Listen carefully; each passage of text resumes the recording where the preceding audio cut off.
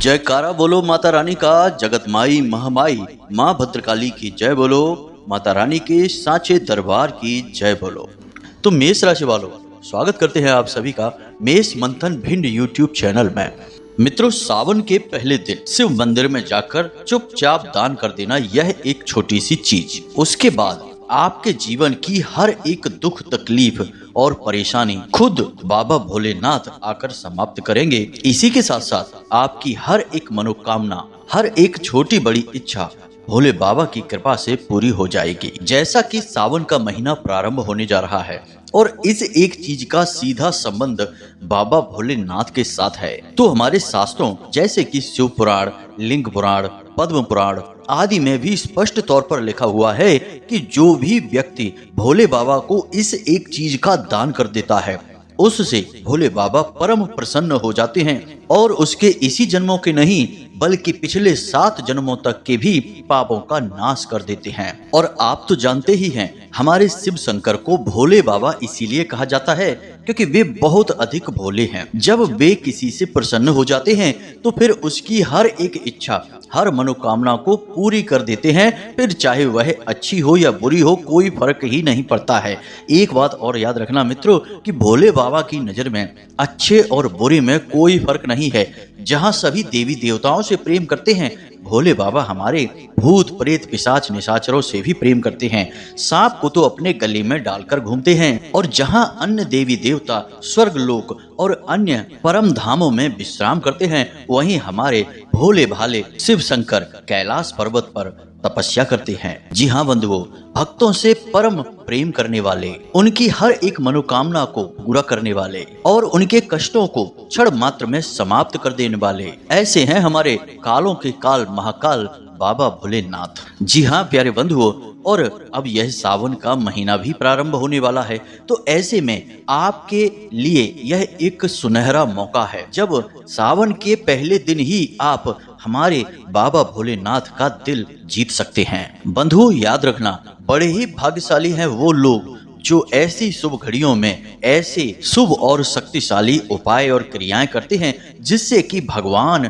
उनके जीवन में आ जाते हैं, उनका हाथ पकड़ लेते हैं, या यूं कहें कि भगवान उन्हें अपना पूरा प्रेम और आशीर्वाद देने लगते हैं। और जिस इंसान के साथ भगवान का पूर्ण प्रेम और आशीर्वाद हो, उस इंसान का तो ना केवल यह जीवन बल्कि वह जीवन जो मृत्यु के बाद होना है वह भी संवर जाता है। तो बस आपसे हमारा केवल एक ही निवेदन है, हाथ जोड़कर निवेदन है बंधुओं, कि आप इस वीडियो को अंत तक अवश्य देखना, क्योंकि इस वीडियो में ना केवल आपको इस एक महाशक्तिशाली चीज के बारे में बताया जा रहा है, बल्कि भोले बाबा से और आपके जीवन को सुंदर और सरल बनाने से जुड़ी हुई कई ऐसी गुप्त और रहस्यमयी बातें भी हम आपको बताने जा रहे हैं जिनके बारे में अब तक आपको किसी ने भी नहीं बताया होगा।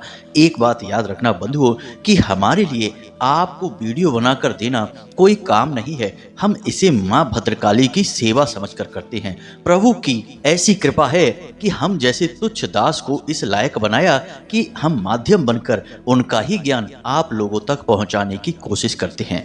तो बस ऐसे में आपको भी हमारी मदद करनी होगी, तभी तो भक्ति का प्रसार होगा, धर्म का प्रसार होगा और एक शुद्ध सात्विक और धार्मिक समाज का निर्माण होगा। तो बस आपको यह करना है कि आप हमारे हर वीडियो को पूरा अवश्य देखा करें।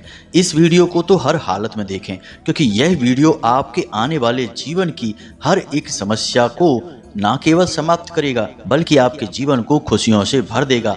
आप जीते जी स्वर्ग का आनंद भोगने लगेंगे और यह सब होगा हमारे भोलेनाथ, हमारे शंभू, हमारे शिव शंकर की कृपा से। तो बस इस सुनहरे मौके को जाने मत देना, अंत तक इस वीडियो में बने रहना।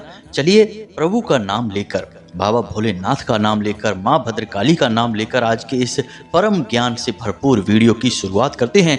लेकिन इससे पहले हम चाहेंगे कि आप माता भद्रकाली के लिए आभार अवश्य व्यक्त करें, क्योंकि उन्हीं की कृपा से इस संसार में पत्ता पत्ता हिलता है और यह संपूर्ण ब्रह्मांड चलता है। तो चलिए कमेंट बॉक्स में पूरे प्रेम से और माता रानी को सच्चे भक्ति भाव से याद करते हुए लिखिए, जय माँ भद्रकाली कृपा करो। एक बार नहीं 3 बार लिखना, साथ ही साथ जय भोलेनाथ भी अवश्य लिखना। माता भद्रकाली की और बाबा भोलेनाथ की आपको पूर्ण कृपा और आशीर्वाद इस सावन के महीने में प्राप्त हो जाएगा। इसी के साथ साथ प्रिय बंधुओं, माता रानी के इस तुच्छ दास का आपसे एक छोटा सा निवेदन और है कि यदि आप इस चैनल पर पहली बार आए हैं तो आप इस चैनल को सब्सक्राइब करके बगल में जो घंटी का निशान है उसे भी अवश्य दबा ही दें। ऐसा करके आप हमारे और माता रानी की इस दिव्य परिवार के सदस्य बन जाएंगे, धाम से जुड़ जाएंगे। फिर आपके जीवन की हर एक समस्या का समाधान अपने आप ही माता रानी की कृपा और उनके आशीर्वाद से होने लगेगा। तो चलिए जल्दी से चैनल को सब्सक्राइब करिए, फिर आगे बढ़ते हैं। प्रिय बंधुओं, हम जानते हैं कि आप बाबा भोलेनाथ की सेवा अवश्य करते हैं। सावन के इस महीने में आप मंदिर जाएंगे, भोले बाबा की सेवा करेंगे और उन्हें तरह तरह की चीजें अर्पित करेंगे। जल और बेलपत्र तो सामान्य तौर पर किया ही जाता है। कुछ खास लोग कुछ खास मनोकामनाओं को लेकर अलग अलग चीजें भी अर्पित करते हैं। काले तिल चढ़ाना, चावल चढ़ाना, कच्चा दूध चढ़ाना और कुछ गन्ने का रस या फिर शहद या फिर मीठा जल समर्पित करना। तरह तरह के उपाय हैं जिनसे कि भोले बाबा को प्रसन्न करने की कोशिश की जाती है और भोले बाबा प्रसन्न भी होते हैं। हजारों लाखों करोड़ों लोगों की इच्छाओं को पूरी भी करते हैं। तभी तो लोग उनके धाम, उनके मंदिरों में जाते हैं और उनसे विनती करते हैं, जीवन की समस्याओं से छुटकारा पाना चाहते हैं और भोले बाबा की कृपा उन्हें इसमें बहुत मदद भी कर देती है। लेकिन प्रिय बंधुओं, कुछ चीजें ऐसी होती हैं जिनके बारे में लोगों को बहुत ही कम ज्ञान होता है, या यूं कहें कि ज्ञान होता ही नहीं है। ये चीजें शास्त्रों से जुड़ी हुई होती हैं। वैसे तो हर एक दान जो आप भोले बाबा के मंदिर में जाकर करते हैं या भोले बाबा को समर्पित करते हैं, सब शास्त्रों से ही लिया गया होता है, कुछ भी इधर उधर नहीं होता। लेकिन शास्त्रों में ही गहराइयों में बहुत सारी ऐसी गुप्त चीजें भी छुपी रहती हैं जिनके अंदर बहुत अधिक शक्ति होती है। अब आप कहेंगे कि ऐसी चीजों को गुप्त क्यों रखा जाता है, इसके बारे में लोगों को बताया क्यों नहीं जाता है? अगर बता दिया जाए तो सबकी समस्याएं समाधान ना हो जाएं। बात आपकी बिल्कुल सही भी है, सबको बता देना चाहिए ताकि सबकी इच्छाएं पूरी हो जाएं, सबकी समस्याओं का समाधान हो जाए। लेकिन प्रिय मित्रों, आप खुद ही सोचिए कि सरकार जब आपको हथियार देती है, यानी कि हथियार खरीदने की अनुमति देती है, तो एक लाइसेंस भी बनाती है। बिना लाइसेंस के आप हथियार नहीं ले सकते हैं। ऐसा इसलिए होता है कि हथियार के अंदर 2 गुण पाए जाते हैं। एक तो सात्विक गुण है जो आपकी रक्षा करने का कार्य करेगा, और एक तामसिक गुण है जो कि किसी की जान भी ले सकता है। यानी कि हथियार से आप 2 कार्य कर सकते हैं, अपनी रक्षा कर सकते हैं या किसी पर हमला भी कर सकते हैं। तो लाइसेंस बनाकर सरकार इस चीज को निश्चित करती है कि आप एक अच्छे इंसान हैं और आप इस हथियार का प्रयोग अपनी रक्षा के लिए ही करेंगे, दूसरे नागरिकों को इससे कोई खतरा नहीं है। अब इस उदाहरण से आप इस बात को समझ पाएंगे जो हम आगे आपको बताने जा रहे हैं, जो बहुत ही शक्तिशाली उपाय होते हैं या यूं कहें कि क्रियाएं होती हैं। जी हाँ मित्रों, इन क्रियाओं में इतनी अधिक शक्ति होती है कि इसे जो भी इंसान करेगा उसकी मनोकामना 100% पूरी होगी ही होगी, क्योंकि ये क्रियाएं ये यूं कहें कि ऐसे विशेष तंत्र हैं जो भगवान का ध्यान तुरंत आपकी ओर खींचने का कार्य करते हैं। अब क्रिया कह लो, तंत्र कह लो या उपाय कह लो, बात एक ही है। सबका मकसद यही है कि भगवान का ध्यान आपकी ओर आ जाए। अब एक बार भगवान ने आपकी सुनना शुरू कर दिया तो फिर उसे पूरा भी करेंगे, क्योंकि भगवान जब किसी की सुनते हैं तो फिर अनसुनी नहीं करते हैं, उसे पूरी भी अवश्य करते ही हैं। तो अब मानकर चलिए कि ऐसी गुप्त शक्तिशाली क्रिया किसी गलत इंसान के हाथों में पड़ जाएगी, तब क्या होगा? वह तो विनाश करेगा, वह तो अच्छे भले इंसानों को सताएगा, सीधे साधे लोगों को परेशान करेगा। जैसे पुराने जमाने में राक्षस हुआ करते थे, तब करके बड़ी बड़ी शक्तियों को हासिल कर लेते थे, फिर संत जनों को और साधारण जनता को परेशान किया करते थे, यज्ञ हवन आदि नहीं करने दिया करते थे, भगवान की भक्ति से ही शक्तियां प्राप्त करते थे और दूसरों को भक्ति करने से मना करते थे, गलत कार्य करते थे। तो ये शक्ति का दुरुपयोग होता था। तो इस वजह से कुछ ऐसी विधाओं का निर्माण किया गया जिस वजह से कि इन शक्तिशाली उपाय और क्रियाओं को शास्त्रों में गहराइयों में छुपा दिया गया, या यूं कहें कि इन इन तक साधारण इंसान की पहुंच ना हो पाए ऐसी कुछ व्यवस्थाएं बनाई गई। यानी कि किसी अन्य प्रकार की बातों से या यूं कहें कि घुमा फिराकर बताने वाली बातों से इन चीजों का परिचय दिया जाता है। इसीलिए श्रीमद् भागवत में एक जगह एक प्रसंग आता है जब श्री सुखदेव जी कहते हैं कि राजा परीक्षित जी आप सुनिए। इसीलिए श्रीमद् भागवत में भी स्पष्ट तौर पर लिखा है कि परोक्षवादः वेदोयाम, यानी कि वेदों की भाषा और हमारे पुराणों की भाषाएं जो होती हैं ये परोक्षवादी होती हैं। इन्हें सीधे तौर पर समझ पाना आसान नहीं है। अब परोक्षवादी से मतलब यह है कि जो साधारण सी बातें हैं वो तो सबको समझ आ ही जाती हैं, लेकिन इन्हीं साधारण सी बातों के बीच कुछ बहुत ही गूढ़, बहुत ही गहरा और बहुत ही शक्तिशाली छुपा रहता है जो सामान्य आदमी को समझ नहीं आता है। लेकिन इसे वही समझ सकता है जो साधक है, जो पूजा पाठ करने में ज्यादा समय देता है, भगवान के लिए उसने त्याग भी किए हैं। ऐसा इंसान तो इन सब को अच्छी तरह से समझ लेता है। कुल मिलाकर मित्रों, इतनी सारी बातें करने से हमारा मकसद यही है कि आप जब भी भगवान के पास जाएं और उनसे कुछ मांगे अपने लिए, क्योंकि हर इंसान भगवान के पास जाता है तो कुछ ना कुछ तो मांग रखता ही है। कोई कहता है कि हमें कर्जे से मुक्ति प्राप्त कराओ भगवान, कोई कहता है कि हमें नौकरी दिलाओ, कोई कहता है कि हमारे बेटे की शादी करा दो, बेटी की शादी करवा दो। यानी कि इंसान है तो कुछ ना कुछ इच्छाएं तो होती ही हैं, परेशानियां होती ही हैं। इनसे मुक्ति प्राप्त करना चाहते हैं तो भगवान से जाकर कुछ ना कुछ मांगते हैं। कोई समस्या नहीं है इसमें, बिल्कुल कोई बुराई नहीं है। आप जाइए भगवान से मांगिए। शास्त्र भी यही कहते हैं कि भगवान से नहीं मांगेंगे तो किससे मांगेंगे, तो आप मांगे। लेकिन किसी भी मांग को भगवान से मांगने से पहले आप इस बात का ख्याल अवश्य रखना कि वह मांग नकारात्मक नहीं होनी चाहिए। उस मांग से किसी की हानि नहीं होनी चाहिए। आपका भला तो हो ही रहा है, लेकिन कोई और बर्बाद नहीं होना चाहिए। यानी कि कुछ लोग ऐसी मांग करने लगते हैं कि हे भगवान, हमारी पार्टनरशिप में पूरा का पूरा बिजनेस हमें मिल जाए, हमारे पार्टनर को कुछ ऐसा कर दो कि इसका ध्यान बिजनेस से हट जाए और पूरा व्यापार हम कब्जा कर लें, हमारे हाथों में आ जाए। कुछ लोग प्रॉपर्टी के मामले में ऐसा मांगते हैं कि हे भगवान, हमारी प्रॉपर्टी के 3 हिस्सेदार हैं, कुछ ऐसी व्यवस्था कर दो कि सारी प्रॉपर्टी हमें प्राप्त हो जाए।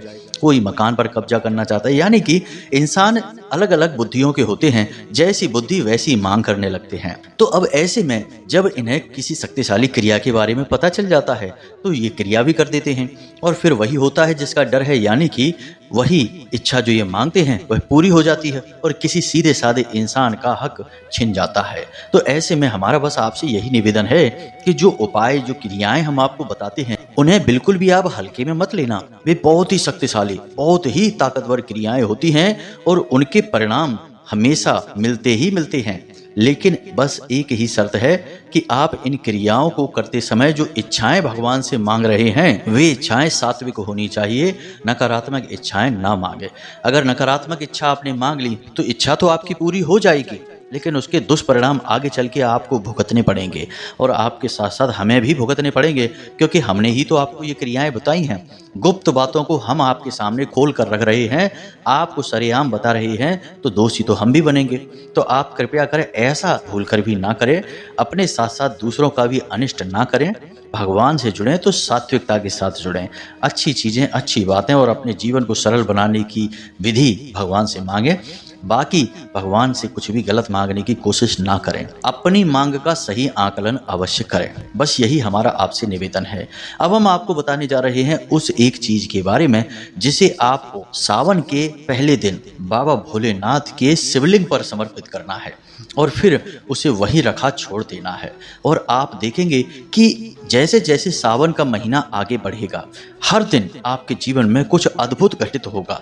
आपने जो मांग की है, आप हर दिन उस मांग को अपनी ओर आते हुए देखेंगे।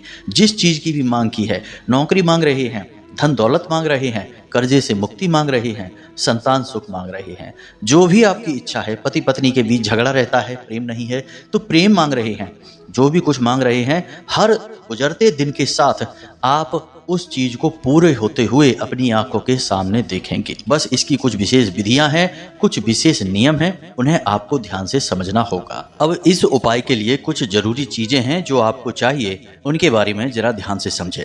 सबसे पहले आपको नाग नागिन का एक जोड़ा लेना है। अब आप नाग नागिन का जोड़ा चांदी का ले सकते हैं और यदि आपकी क्षमता नहीं है तो कोई बात नहीं है, आप तांबे का भी ले सकते हैं, दुकान पर आसानी से मिल जाता है। तो आप नाग नागिन का एक जोड़ा लेंगे और इसे शिवरात्रि के पहले दिन यानी कि उस दिन सोमवार भी है, बहुत ही विशेष और शक्तिशाली योग बन रहे हैं। उस दिन आप इसे रात्रि को 9 बजे भगवान भोलेनाथ के मंदिर में लेकर जाएंगे। इसी के साथ साथ प्रिय बंधु, आपको अपने साथ साथ एक तांबे का लोटा, छोटा सा लोटा लेकर जाएं, क्योंकि इसका आपको बार बार प्रयोग करना होगा। बड़ा लोटा लेकर ना जाएं, छोटा सा एक लोटा लेकर जाएं। इसी के साथ साथ आप 108 बेल पत्र भी लेकर जाएं और चाहे तो इन पर ओम नमः शिवाय यानी पंचाक्षरी मंत्र हर एक बेलपत्र पर अपने घर से लिखकर ले जाएं, या फिर वहीं मंदिर में यदि आपके पास समय है तो आप वहीं बैठकर लिखें। हर एक बेलपत्र पर ओम नमः शिवाय पंचाक्षरी मंत्र चंदन से अवश्य लिख दें और इसके बाद आपका प्रयोग प्रारंभ होगा, यानी रात्रि को 9 बजे के बाद ही आपको मंदिर में जाना है। सामग्री कुछ अधिक नहीं है, बस साधारण सी है, लेकिन इसका प्रयोग बहुत ही विशेष है। सबसे पहले आपको शिव मंदिर में जाकर भगवान भोलेनाथ को प्रणाम करना है और उन्हें जल अभिषेक कराना है और उसके बाद आप वहां गाय के घी का एक दीपक जलाएं। अब एक विशेष चीज है जो हम आपको बताना भूल गए कि आप थोड़ी सी हरी घास भी लेकर अवश्य जाएं और जब मंदिर में आप प्रवेश करें तो नंदी महाराज को वह घास समर्पित कर दें। यह आपके प्रयोग का पहला चरण होगा। अब उसके बाद आपने गाय के घी का दीपक जला लिया है।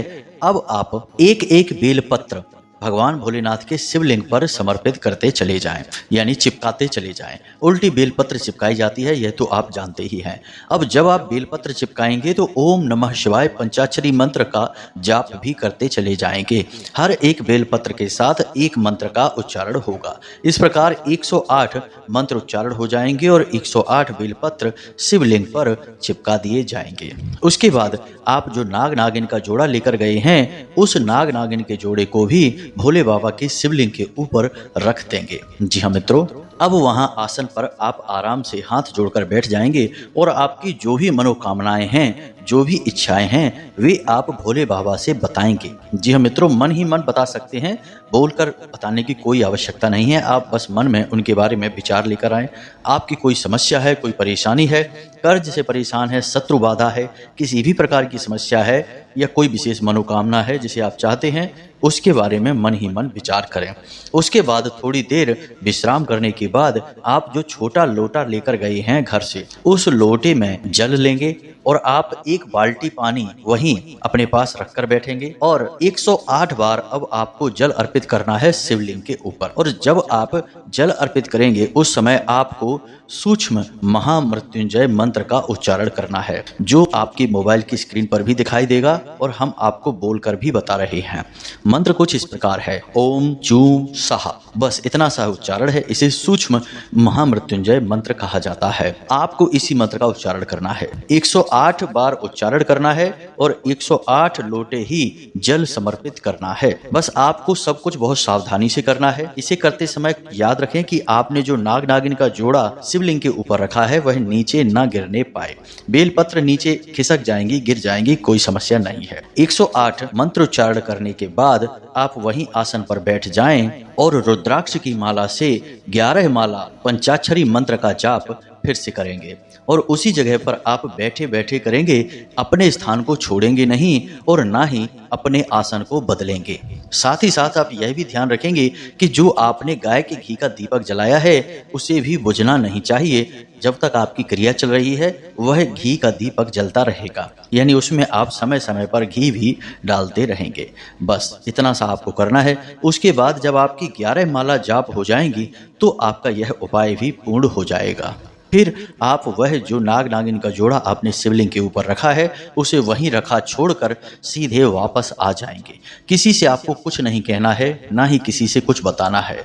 जिसे चाहिए होगा वह नाग नागिन का जोड़ा उसके पास अपने आप पहुंच जाएगा। भोले बाबा के पास तो वह पहुंच ही चुका है क्योंकि आपने उन्हें समर्पित किया है। अब भौतिक जोड़ा जो है वह जो चाहेगा वो ले लेगा, आपको इससे कोई मतलब नहीं है। अब आप अपने घर वापस आ जाइए। अब कुछ विशेष सावधानियां हैं। सबसे पहली सावधानी जो कि हम हमेशा आपको बताते हैं कि इस उपाय के बारे में आपको किसी से चर्चा नहीं करनी है, ना इस उपाय को करने से पहले और ना ही इसे करने के बाद।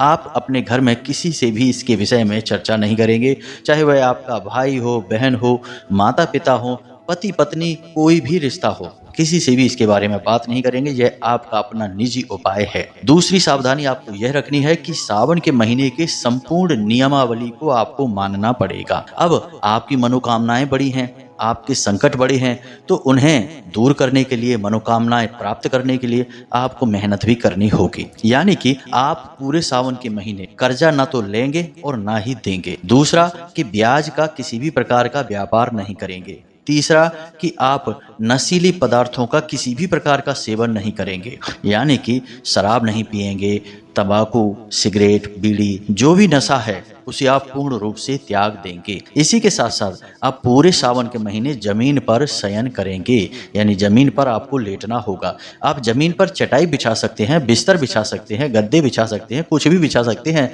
लेकिन आपको लेटना जमीन पर ही पड़ेगा। इसी के साथ साथ चावल का उपयोग नहीं करेंगे, बैगन का उपयोग नहीं करेंगे और अपने शरीर पर तेल नहीं लगाएंगे। इन बातों को आपको मानकर चलना होगा।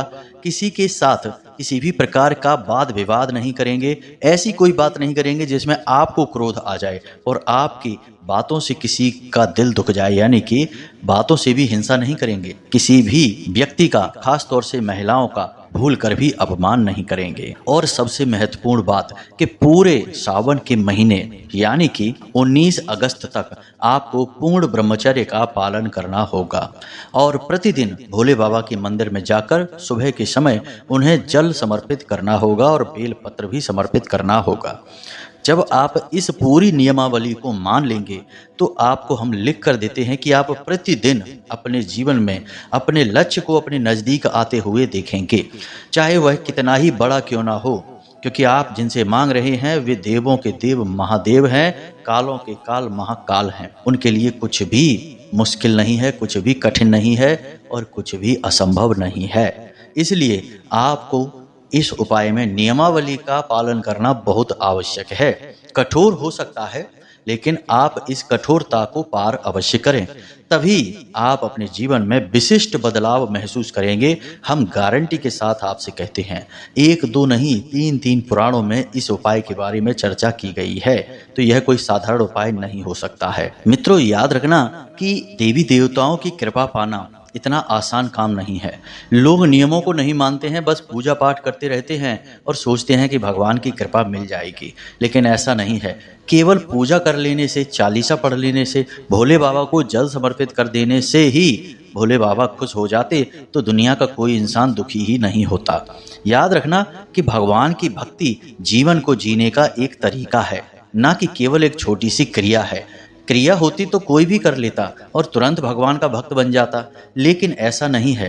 पूरा जीवन आपको भक्तिमय करना होगा, पूरी नियमावली को मानना होगा, तो हर एक उपाय फलित हो जाता है और हर क्रिया से भगवान प्रसन्न हो जाते हैं, क्योंकि फिर आप स्वयं भक्त बन जाते हैं। भक्त के लिए भगवान स्वयं चलकर आते हैं, इसे आप याद रखना। तो उम्मीद है कि जो बातें हमने आपको बताई हैं वे आपको अच्छी तरह से समझ में आ गई हैं। अब इस उपाय को आप करके अवश्य देखें, कठिन से कठिन लक्ष्य को भी प्राप्त कर लेंगे, हमारा आपसे पूरा वादा है। फिर भी यदि कोई प्रश्न आपके मन में उठता है तो आप कमेंट करके पूछें या फिर वीडियो डिस्क्रिप्शन में दिए गए नंबर पर व्हाट्सएप मैसेज करके पूछें, कॉल ना करें। इसी के साथ साथ आज के इस वीडियो को विराम देते हैं। हमेशा हंसते रहिए, मुस्कुराते रहिए, सकारात्मक रहिए और कमेंट बॉक्स में जय माँ भद्रकाली, जय भोलेनाथ अवश्य लिखिए। माता रानी की और भगवान भोलेनाथ की आपके ऊपर पूरी कृपा होगी, उनका पूरा आशीर्वाद आपको प्राप्त होगा। मिलते हैं अगले ज्ञानवर्धक वीडियो में, तब तक के लिए धन्यवाद। जय माई की, जय माँ भद्रकाली।